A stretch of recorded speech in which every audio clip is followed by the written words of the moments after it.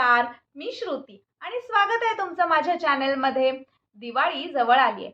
दिवाळीचा पहिला दिवस किंवा दिवाळीचा पहिला दिवा आपण वसुबारसच्या दिवशी लावतो, म्हणजे दिवाळीची सुरुवात वसुबारसच्या दिवशी होते। सो या व्हिडिओमध्ये मी तुम्हाला सांगणार आहे की वसुबारसची पूजा कशी करायची, पूजेची मांडणी कशी करायची, गाईला काय नैवेद्य दाखवायचा, उपवास केला असेल तर तो कशावरती सोडायचा, हे मी सगळं तुम्हाला आज या व्हिडिओमध्ये सांगणार आहे। देवांची उपासना, कोणते मंत्र म्हणायचे हे सुद्धा सांगणार आहे।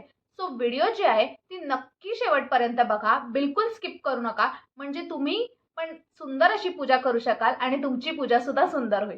सो चला बघूया कशी करायची आहे पूजा। चौरंगावरती आपण पूजा मांडणार आहोत। सो मी इकडे चौरंग घेतलाय। तुमच्याकडे चौरंग नसेल तर तुम्ही पाटावरही मांडू शकता किंवा ही पूजा तुम्ही देवघरात सुद्धा करू शकता।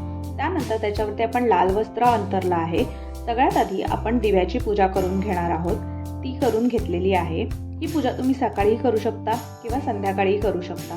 सगळ्यात आधी आपण गणपती बाप्पांना अभिषेक करणार आहोत। ओम गणगणपतये नमः किंवा श्री गणेशाय नमः असा मंत्र आपल्याला म्हणायचा आहे। 11 किंवा 21 वेळा अभिषेक आपल्याला गणपती बाप्पांना घालायचा आहे। त्यानंतर विड्याची पानं ठेवायची आहेत आणि त्याच्यावरती गणपती बाप्पांची आपल्याला मूर्ती ठेवायची।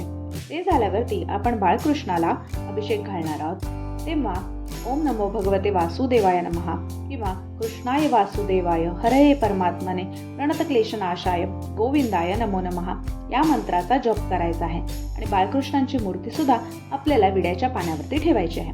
त्यानंतर गाय वासराची मूर्ती घ्यायची आहे।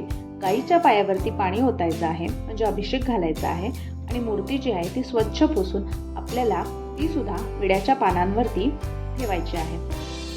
ते झाल्यावरती आपण सगळ्या देवांना जे आहे ते अष्टगंध लावून घेणार आहोत। या दिवशी असं म्हणतात, एकादशीच्या दिवशी गाय सुद्धा उपवास करते, त्यामुळे तिला धान्याचा नैवेद्य दाखवायचा नाही। त्यामुळे या दिवशी आपण गाईला जो आहे तो गुळाचा नैवेद्य दाखवणार आहोत। आणि या दिवशी आई सुद्धा आपल्या मुलांसाठी उपवास करते आणि हा उपवास आईने बाजरीची भाकरी आणि गवारची भाजी खाऊन सोडायचा असतो। सो काही ठिकाणी हा नैवेद्य सुद्धा गाईला दाखवला जातो। सो तुमच्याकडे जी पद्धत असेल त्या हिशोबाने तुम्ही करू शकता। गुळाचा नैवेद्यही दाखवू शकता किंवा तुम्ही बाजरीची भाकरी आणि गवारीच्या भाजीचा नैवेद्य सुद्धा दाखवू शकता। यानंतर आपण सगळ्या देवांना हळदी कुंकू वाहून घेतलेला आहे। सगळ्या देवांना आपण फुलं वाहायची आहेत आणि त्यांची मनोभावे अशी सेवा करायची आहे। जे पण कोणते मंत्र आहेत ते मी तुम्हाला सगळे डिस्क्रिप्शन बॉक्समध्ये देते। अशा प्रकारे आपल्याला वसुबारसची पूजा करायची आहे। व्हिडिओ आवडले असल्यास नक्की लाईक करा, शेअर करा आणि चॅनलला सबस्क्राईब करा।